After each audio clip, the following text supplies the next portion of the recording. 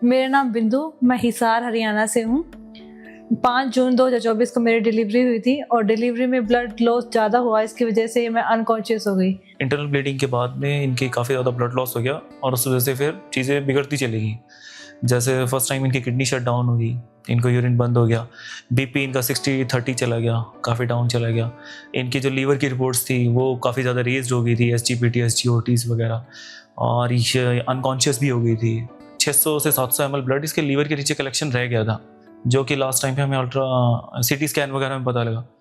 तो वहाँ के डॉक्टर्स ने बोला अब हमें तीसरी सर्जरी प्लान करनी पड़ेगी। इसकी इस कंडीशन में तीसरी सर्जरी के लिए मतलब ऐसा था कि ये नहीं बचेगी।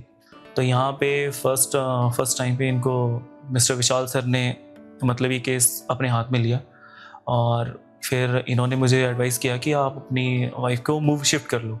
ये आई थी बेसिकली पोस्टमार्टम हेमरेज जिसको हम कहते हैं, उसके साथ और उसकी किडनियां बैठ गई थी। शुरुआत में थोड़ा सा दिल डूबना शुरू हुआ क्योंकि कोई भी रिपोर्ट अच्छी नहीं आ रही थी। हाइपोकैल्सिटोनिक इन्फेक्शन मार्कर बहुत हाई था। इसके CT में, चेस्ट में पूरे ARDS के बहुत ख़राब चेंजेस थे। एक छोटा सा निमोनिया था, तो सारी चीज़ें अगेंस्ट में जा रही थी। We started her treatment, antibiotics दिए, सपोर्टिव ट्रीटमेंट दिया इसको। यहाँ पे कम से कम 8 से 10 डायलिसिस दिए। उसके बाद धीरे धीरे इसके इन्फेक्शन काउंट कंट्रोल करने शुरू हो गए। इसके यूरिन आउटपुट हमने धीरे धीरे बढ़ना शुरू हो गया और इसकी प्लेटलेट्स जो थे वो उठने शुरू हुए। जैसे जैसे इन्फेक्शन कंट्रोल होता शुरू हो गया, इसका सेंसोरियम वापस आना शुरू हुआ and then she started responding. ये सब करते करते हमें करीब 3 हफ्ते लगे।